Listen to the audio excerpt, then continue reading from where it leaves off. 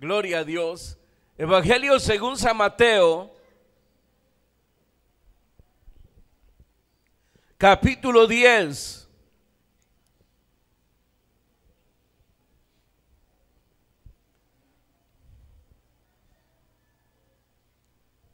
Verso 34 en adelante.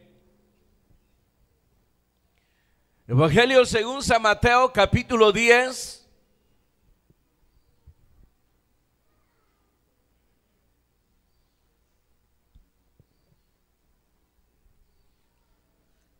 Me dice un amén si ya lo tienen. Capítulo 10, verso 34. No penséis que he venido para traer paz a la tierra. No he venido para traer paz, sino espada. Porque he venido para poner en disensión al hombre contra su padre, a la hija contra su madre y a la nuera contra su suegra. Y los enemigos del hombre serán los de su casa. El que ama a padre o a madre más que a mí, no es digno de mí. El que ama a hijo o a hija más que a mí, no es digno de mí. Y el que no toma su cruz y sigue en pos de mí, no es digno de mí. El que haya su vida la perderá, y el que pierda su vida por causa de mí, la hallará. El que a vosotros recibe, a mí me recibe, y el que me recibe a mí, recibe al que me envió. El que recibe a un profeta por cuanto es profeta, recompensa de profeta recibirá. Y el que recibe a un justo por cuanto es justo, recompensa de justo recibirá. Y cualquiera que dé a uno de estos pequeñitos un vaso de agua fría, solamente por cuanto es discípulo, de cierto os digo que no perderá su recompensa. Amén. Gloria a Dios. ¿Pueden tomar sus asientos?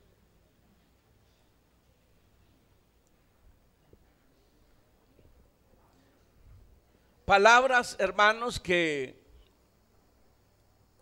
muchas veces cuando no se conoce el propósito de Dios, cuando no se conoce en sí el contenido de la palabra de Dios, pues obviamente, hermanos, cualquier persona se puede escandalizar ante estas palabras. Porque nosotros hemos concebido que el Señor lo que ha traído es paz. Pero ahora cuando uno lee estas palabras, entonces, ¿qué fue lo que trajo? Y ya uno encuentra ahí una contradicción, porque si Él dice que trajo paz y ahora dice, hermanos, que no, sino que todo lo contrario, dice ahí que ha venido para poner en disensión al hombre, aún contra sus seres queridos. Habla del padre, la madre y la suegra también ahí.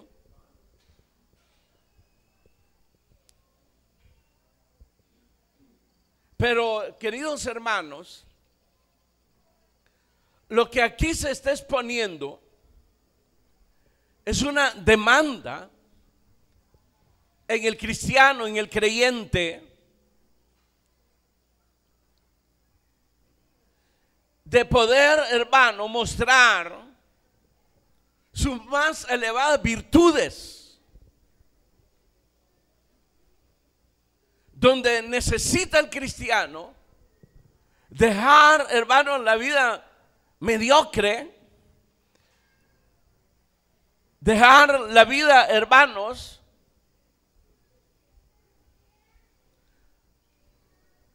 aquellos pensamientos que no le permiten el poder brillar, mejorar su vida.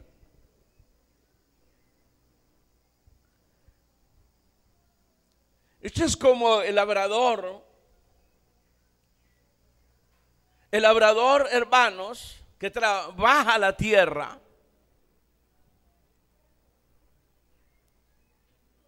su trabajo es, hermano, intenso. Y se requiere de él mucha atención, se requiere de él compromiso. Y cuando, hermanos, el sembrador toma en serio su papel, entonces obtendrá sus frutos. Pero aquel que siembra, hermanos, pero es ocioso, ese personaje no va a tener sus frutos. No se quiere asolear, no quiere salir al campo porque hay mucho sol.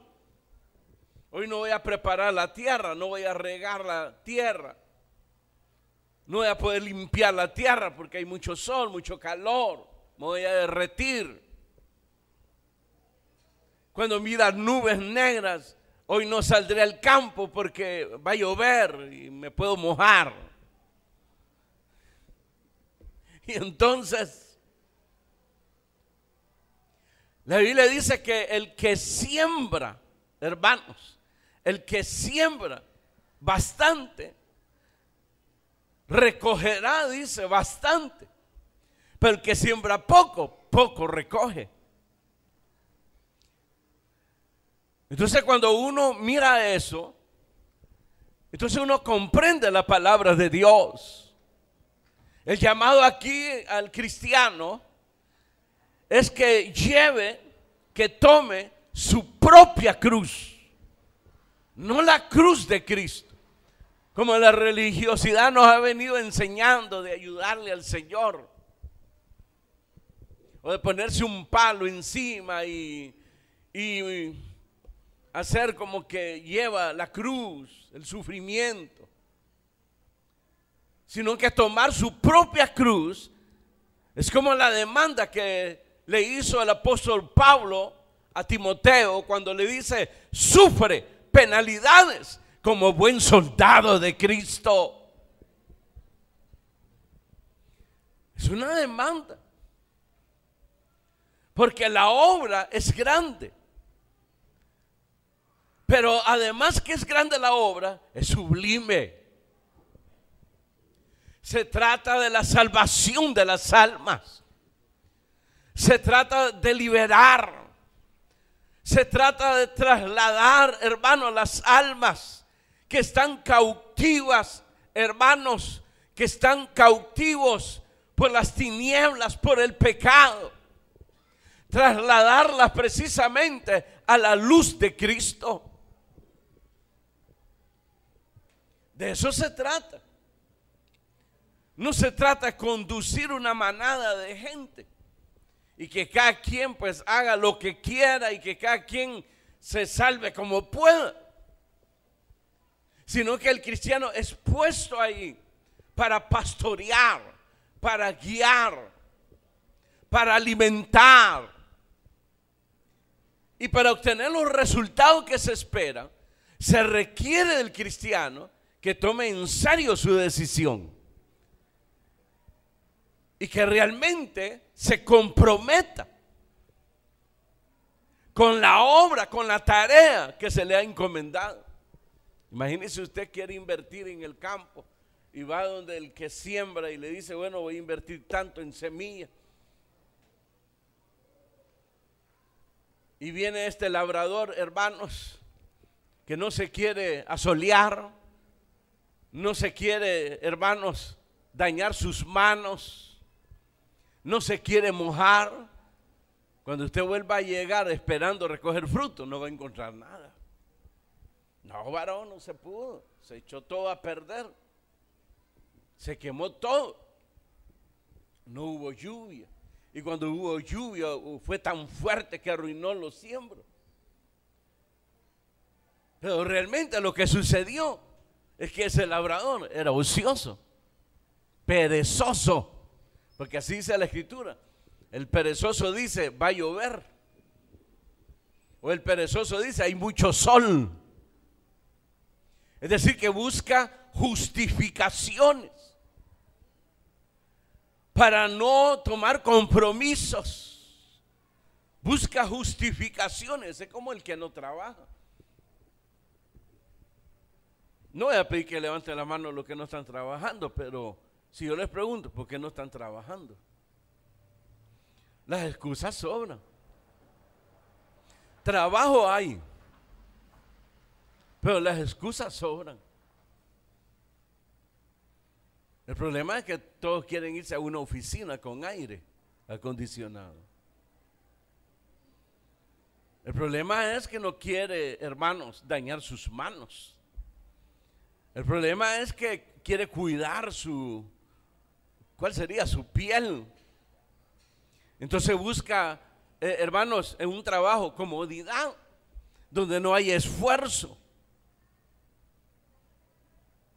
Pero el que necesita realmente trabajo sabe que tiene que tomar un compromiso, porque necesita llevar, hermano, el alimento a su casa,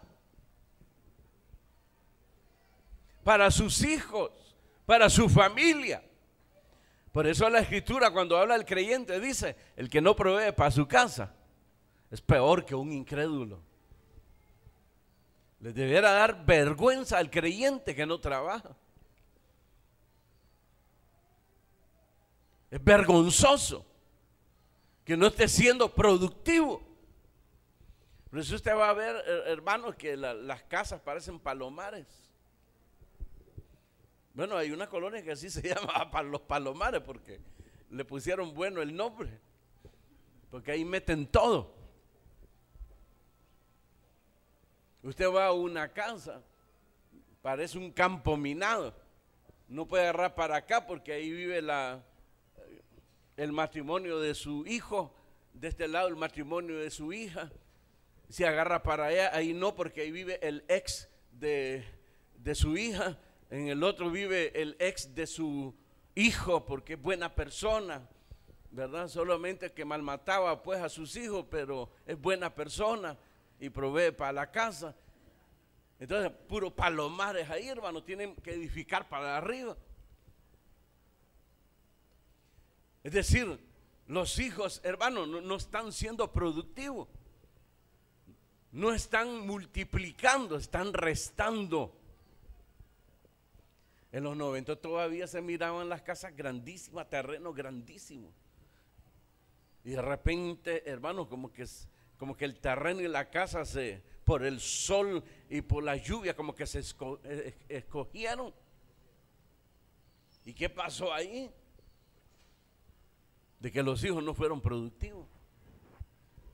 Y los padres alcahuetos, que no demandan, que no enseñan a sus hijos, sino que le proveen todo.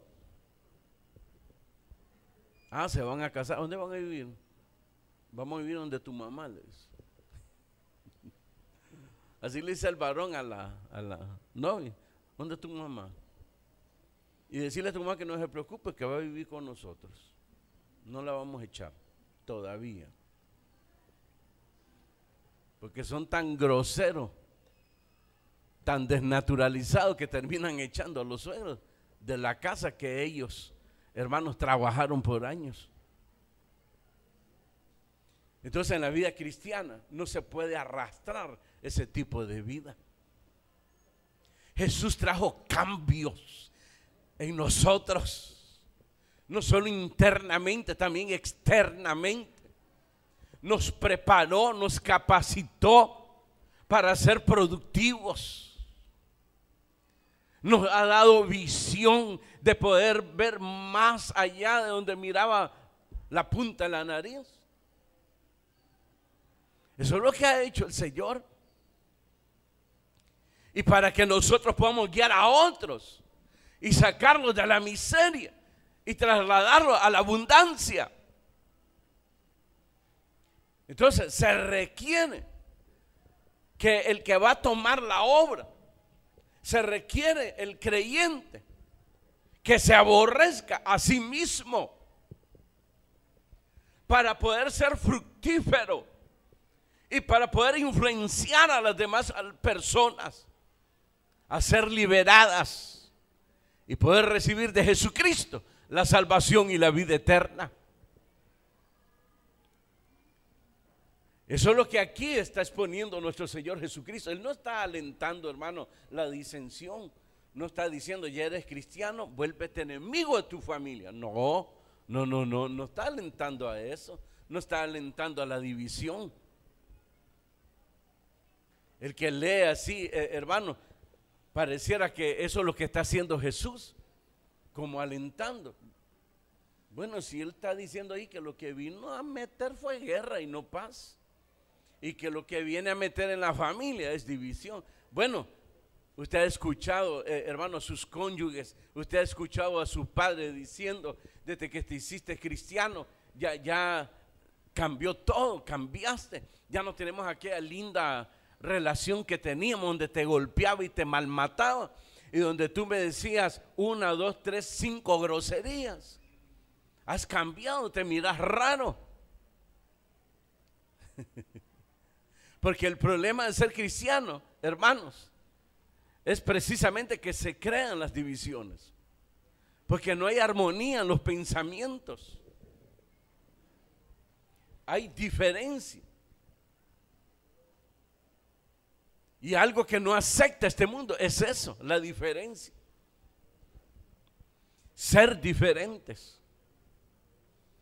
Vamos a entrar aquí a los detalles.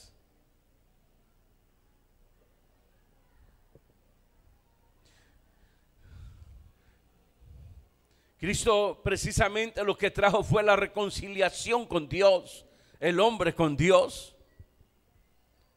Y por ende, hermano, una genuina justicia. Y vino a apartarnos de esa paz superficial que llevaban los hombres.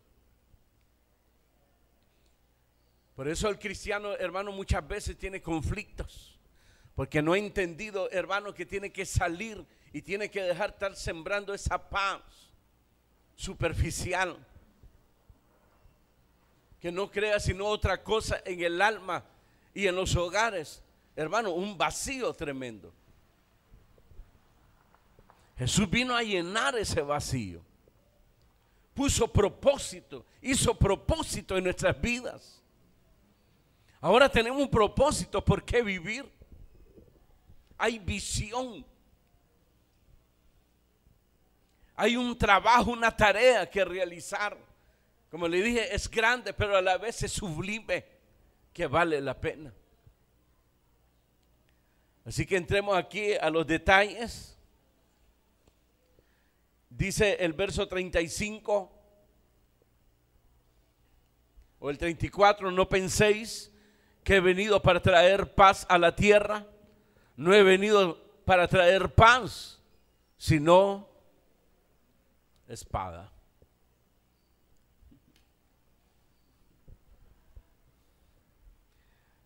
Pero si la Escritura dice que tenemos paz para con Dios, es que el hombre no ha entendido lo que significa realmente la paz. La paz, hermano, no es la ausencia de conflictos. La paz no es ausencia, hermano, de circunstancias adversas. La paz que trajo Cristo es, hermano, la reconciliación del hombre con su Creador. Cuando usted se reconcilia con alguien, usted dice, yo tengo paz con esa familia. Está hablando que se reconcilió, que hicieron las paces, que ya abandonó el conflicto que había ahí. Y eso es lo que trajo el Señor Jesucristo. Y al traer esa reconciliación con Dios, entonces nos ha dado la capacidad de traer la reconciliación con los demás. Pero ¿cuál es el problema? El problema es, hermano, la reacción del pecador que no comprende el mensaje, que no entiende el mensaje. Ese es el problema, que él no comprende eso. Porque para él la paz es tener dinero a como sea. Porque la mentalidad es, hermano, no ser tonto. Y hay que hacer dinero como sea. Y como sea es hacer trampa, hacer fraude. estafar, mentir.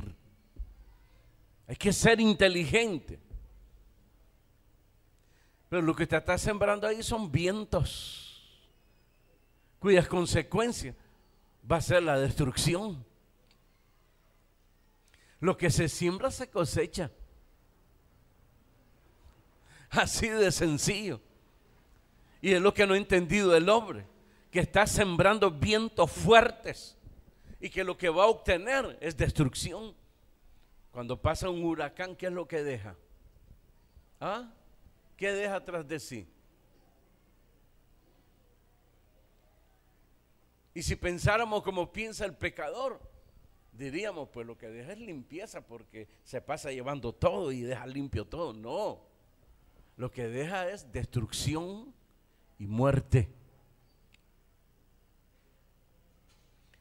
Y tras de ello, epidemias. Entonces el hombre no puede seguir así, necesita un cambio, necesita una transformación, y eso es lo que trajo el Señor Jesucristo. Pero ¿cuál es el problema? Que para hablar de esa necesidad, de ese cambio y de esa reconciliación con el Creador, es necesario predicar el arrepentimiento. Y para predicar el arrepentimiento, el hombre tiene que ser situado, ubicado. ¿Cuál es su realidad ante Dios? Y lo que la Biblia dice es que el hombre es pecador. Y cuando habla que el hombre es pecador, es enemigo de Dios, que se ha rebelado contra Dios. Y que lo que él hace es maldad y comete injusticia. Entonces, mientras el hombre no se dé cuenta de su realidad, no puede haber en él un arrepentimiento genuino. Miren la gente, hermanos, que son bien conflictivas, invivibles, dicen ustedes, en los vecinos. Usted en un momento donde usted dice, me voy a cambiar de barrio, y se va por otro barrio. A los 15 días ya hay problema otra vez. Y se pasa a otro barrio. Hasta alguien dice, mira, en mi barrio todo es tranquilo, todo es... Y hay una casa que alquila, entonces usted se va para ahí. Donde usted vaya. Porque el conflictivo es usted. El invivible es usted. Usted necesita un cambio de pensamiento. Tiene necesidad de un modo diferente de pensar. Eso es lo que nos enseña. Eso es lo que vino precisamente a cambiar el Señor Jesucristo. Es un cambio de pensamiento. Por eso dice la Escritura, tenemos la mente de Cristo. Es decir, que ahora podemos pensar como Cristo piensa. Imagínense, Él vino a este mundo para realizar el sacrificio. Y que detrás de su sacrificio iba a traer la salvación a los hombres. Pero cuando vino a lo suyo, los suyos lo aborrecieron. Si usted va a hacer una buena obra en alguien, pero esta persona le resulta a usted indiferente, no es agradecido, ¿qué haría usted con eso? Usted se diría, usted es un mal agradecido. ¿Y por qué le voy a hacer favores a un mal agradecido? Malcriado. Y Jesucristo vino y lo rechazaron y lo aborrecieron. Pero Él traía un propósito. Él hizo un compromiso con el Padre, que no importando las circunstancias, Él iba a llegar a la cruz, iba a derramar su preciosa sangre para limpiarnos de todo pecado, porque a través de su sacrificio iba a traer la reconciliación con los hombres. Entonces Él sabía que tenía que sufrir la hostilidad, porque los hombres no iban a estar de acuerdo con su posición. Miren los religiosos que esperaban al Mesías. Aparece el Mesías y lo rechazan porque no comprenden su mensaje. La ley que les había sido dada, lo habían tomado, hermano, para ser verdugos, para someter a la gente. Tenemos el ejemplo de la mujer adúltera cuando es llevada. Ahí usted puede ver ese caso. La encontramos en el acto mismo del adulterio. Y la ley nos manda que tales personas tienen que ser apedreadas. ¿Tú qué dices? Entonces, ¿qué esperaban ellos de Jesucristo? ¿Qué respuesta? Esperaban una respuesta, hermano, que si la perdonaba, entonces lo iban a acusar que violaba la ley. Y si él ordenaba que fuese apedreado, porque la ley manda que sea apedreado, entonces el pueblo lo iba a apedrear a él y lo iban a aborrecer. Es decir, al final no esperaban nada bueno. Y eso a ellos lo llenó, hermano, se enojaron contra él. Porque no comprendían el mensaje, no comprendían el espíritu de la ley, la cual Jesús, hermano, fue lo que hizo. Enseñarle el espíritu de la ley. La ley era para traer justicia y no injusticia. Es decir, que a la mujer no le estaban dando ningún espacio, hermanos, para poder redimirse. Y como insistieron, entonces él les dijo: el que esté sin pecado, pues que tire la piedra. Va. Ahí se acabó todo. No voy a gastar saliva con ustedes, dijo. No les dijo así, ¿verdad? Pero como insistieron, porque él no les respondió nada. Entonces insistieron. Entonces él se levantó y les dijo: bueno, el que esté sin pecado, pues va, que tire la piedra. Y volvió, estaba escribiendo en tierra. Cuando volvió a levantar su rostro, no había nadie, solo la mujer. Y le dijo: ¿dónde están tus verdugos? Nadie. Nadie te castigó, nadie. Nadie te condenó, nadie. Ni yo tampoco te condeno. La perdonó. Pero eso sí, no vuelvas a pecar. Es decir, lo que aquella mujer experimentó, que su pecado, su maldad, la había llevado al punto de sufrir la muerte, la destrucción. Pero ahora Dios, a través de Jesucristo, le estaba dando una oportunidad de vida. Eso se llama perdón. Perdón es oportunidad de renovar tu relación con Dios. Una oportunidad de renovar una amistad que perdiste porque ofendiste. Pero te han perdonado, entonces te están dando la oportunidad de empezar de nuevo. Pero un mensaje que es aborrecido por el pecador. Verso 35. Porque he venido para poner en disensión al hombre contra su padre, a la hija contra su madre y a la nuera contra su suegra. Y los enemigos del hombre serán los de su casa. Él pudo experimentar eso con sus hermanos. Sus hermanos lo rechazaron, porque él tuvo hermanos, dice la Escritura. Y sus hermanos lo tenían aún como loco. Una vez lo fueron a arrebatar de la multitud, porque creían que se había vuelto loco.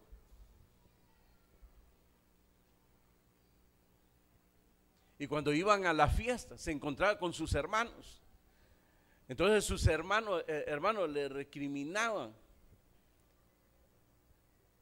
lo asediaban y se burlaban de él. Y de una manera irónica le decían: si eres tú el que dices ser, ¿por qué no te manifiestas al mundo? Entonces él les respondió que no había llegado todavía la hora, pero para ellos el tiempo ya estaba determinado. ¿Y qué fue lo que hizo? Se alejó de ellos. Se alejó. Porque no entendían las cosas. El problema es que cuando el pecador no entiende, se vuelve hostil. En el caso de la familia, usted va a ver, bueno, si hasta ustedes como cristianos a veces con sus hijos, hombre, con sus hijos, miran a sus hijos que son entregados en la obra y ahí los están recriminando.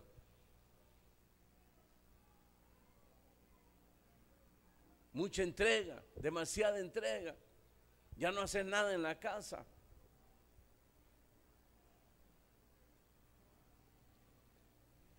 Porque una cosa es enseñarle a los hijos, hijo, está bien, sírvele al Señor. Yo me siento agradable que mis hijos le sirvan al Señor. Pero la Biblia dice que no dejen de hacer la responsabilidad que tienen en la tierra. En el caso de los jóvenes, estudiar, ayudar en sus casas.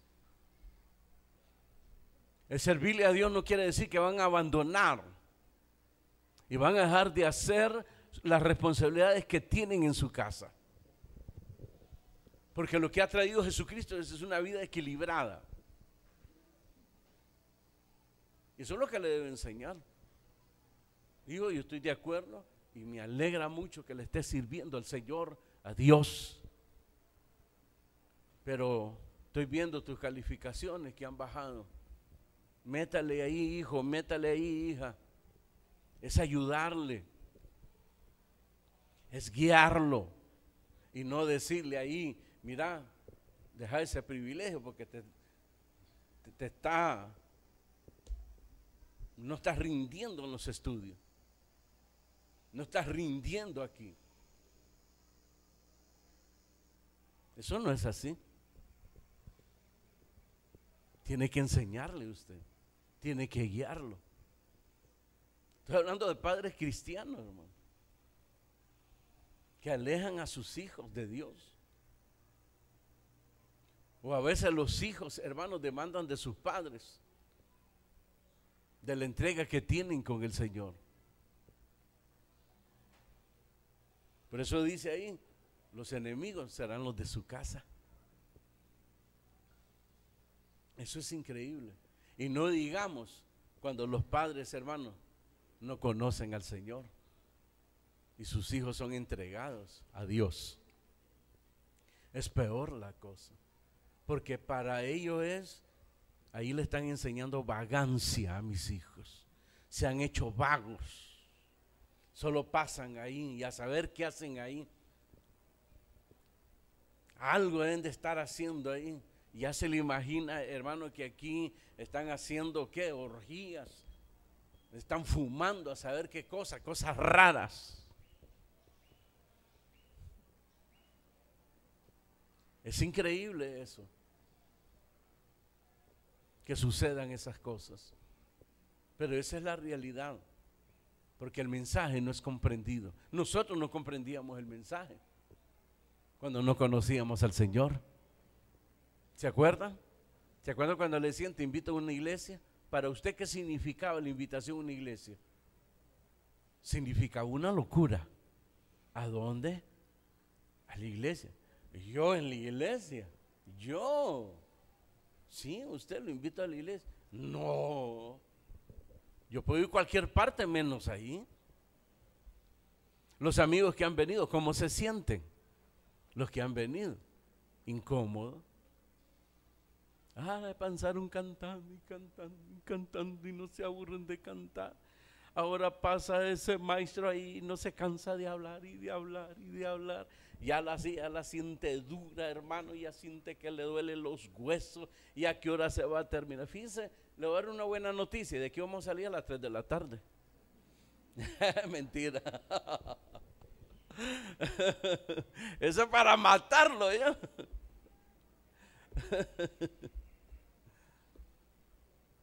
Se sienten extraños. Así nos sentíamos nosotros extraños. Hasta que Dios en su gracia nos tocó y cambió nuestras vidas. Porque no fue que buscamos a Dios, Dios nos buscó a nosotros. Como insistes con tu vida, al enviarte a los mensajeros, al amigo, al que te invita, y tú no entiendes eso. Bueno, hay gente que dice, a ver cuánto le pagan por estar llevando invitados. Es que, hermano, ellos pueden pensar lo peor, pero no tienen ni una pizca, hermano, de pensar de diferente manera. Cuando los cristianos llegaban a una ciudad, en el libro de los Hechos, fíjense lo que decían: los que alborotan los pueblos han venido a este lugar. Los que alborotan los pueblos, los revoltosos han venido a este lugar, decía. Ese era el pensamiento que tenían de los cristianos, cuando ellos lo que hablaban era precisamente de que se reconciliara el hombre con Dios, que eso iba a cambiar la vida de los hombres, que iba a mejorar su condición, pero sobre todo, hermanos, había sido apartado de la condenación eterna, y ahora lo que ha alcanzado a través de Jesucristo es la salvación, la vida eterna. Por eso se crean estos conflictos. ¿Se da cuenta que ser cristiano no es fácil? Lo fácil de un cristiano es ser como los demás, que no tiene identidad. ¿Y vos qué sos? Ahí voy a la iglesia porque mis papás me llevan a la iglesia. ¿Y vos qué sos? Pues yo, por mis hijos que no se me pierdan, voy a la iglesia, los acompaño, pero yo, porque les da pena. No tienen identidad. Entonces no sirven. Miren lo que le dice Jesucristo a la última iglesia. Le dice que eres una ciega, desventurada y desnuda. Y les dice, no eres ni frío ni caliente, sino tibio. Y por cuanto eres tibio, te vomitaré de mi boca. Ojalá fueses, dice, ¿qué? Frío, ojalá. Frío es un pecador, un impío, que no está llevando la vida cristiana, sino que pretende llevar la doble vida. Quiere ser cristiano, pero es mundano. Ahorita ha venido a la iglesia y está pendiente del tiempo porque tiene un compromiso para ir a saber a dónde. Ya cumplió aquí, ahora ya queda libre para andar ahí. No tiene identidad, no se sabe qué son.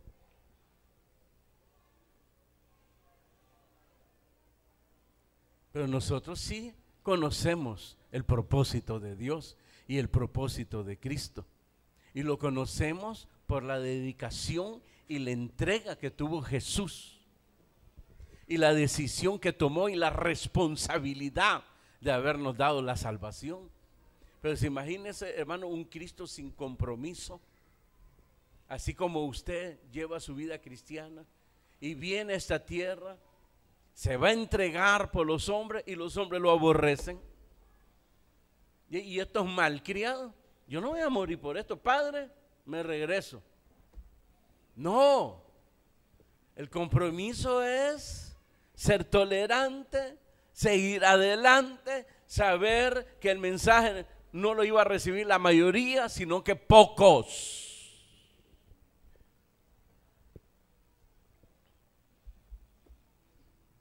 Él sabía todo eso. Hay gente que dice, si Dios me habla propiamente, voy a creer. Pues si cuando vino Cristo, cara a cara, no hablaba con todos los religiosos. Lo tuvieron ahí. Y en su ministerio 3 años y medio lo tuvieron ahí. Escucharon su mensaje, su palabra, y no le creyeron. Propiamente estaba con ellos. Los discípulos fueron enseñados directamente por el Señor Jesucristo. Y a pesar de eso, uno de ellos lo traicionó. Otro hermano no se identificaba. Otros hermanos no se afirmaban en la fe. El caso de Tomás. Tomás vio la gloria de Jesús como lo vieron los demás. Él estaba ahí cuando Jesús, hermano, caminó sobre las aguas. Y la única respuesta que ellos podían tener de alguien que caminaba sobre las aguas, y estamos hablando de aguas turbulentas, porque los vientos estaban soplando. Habían vientos huracanados. Y las olas se elevaban. Y Jesús venía caminando sobre esas olas. Y creyeron que era un fantasma. Hasta que Él se identificó y les dijo: soy Jesús, no tengan miedo. Entonces ellos dijeron: ¿y este quién es? Y más cuando oyeron, hermano, que reprendió a los vientos y a la mar. Entonces ellos decían: ¿y este quién es? Entonces Tomás vio todo eso. Él vio su gloria por primera vez, hermano, cuando transformó el agua en vino. Ellos fueron testigos cuando ordenó, hermano, que llenaran todas las jarras de agua. Y enfrente de ellos ordenó que tomaran, hermano, una copa y se la llevaran al dueño de la casa. Y cuando lo probó, era del buen vino. No era metano, ¿cómo le llaman el guaro ese? Metanol. Entonces el que repartía el guaro dijo: bueno, todo, dice, en una fiesta, lo primero que se da es el buen vino. Así es la cosa. Y después se termina con el metanol. Pero tú repartiste el metanol, el guarón aquel que quema y todo, y has reservado para última hora el buen vino. Y el que llevó el vino sabía que Jesús había convertido ese vino del agua. Y los discípulos, y dice aquí, que vieron por primera vez su gloria. Sin embargo, cuando murió y cuando le dijeron, hermano, a Tomás que habían visto al Señor resucitado, él no creyó. Y él dijo: si mis manos no tocan sus llagas, si mis ojos no lo ven, no creeré. La segunda vez que se presentó Jesús ante los discípulos, ahí estaba Tomás. Y se fue directamente a él y le dijo: ven y entiende que un espíritu no tiene cuerpo. Tócame, pon tus manos sobre mi herida, sobre mis llagas. Y luego le dijo: sé creyente y no incrédulo. Entonces aquel dijo: creo, Señor, Dios mío, y le adoró. Entonces Jesús le dice: creíste porque me vistes. Bienaventurados aquellos que sin haberme visto van a creer en mí. Habló de nosotros. ¿Quién ha visto al Señor? ¿Y por qué le cree si no lo ha visto? ¿De a dónde sacó usted que Jesús es real si usted ni le conoció ni le ha visto? Pero Jesús dijo eso: bienaventurados aquellos que sin haberme visto van a creer en mí. Y el apóstol Pedro dice: ustedes le adoran y le siguen sin haberle visto. Más bienaventurados son ustedes, porque es por fe. La fe es la certeza de las cosas que no se ven, la convicción de las cosas que esperamos. No andamos por vista, le creemos al Señor. Y la fe tiene que ser afirmada. Y entienda que cuando usted entre más afirme su relación con Dios, perfeccione su relación con Dios, usted va a sufrir hostilidad, aún de sus propios hermanos. De aquellos hermanos que no se afirman en la fe, que no se afirman en las cosas del Señor. Uno sufre esa hostilidad. Porque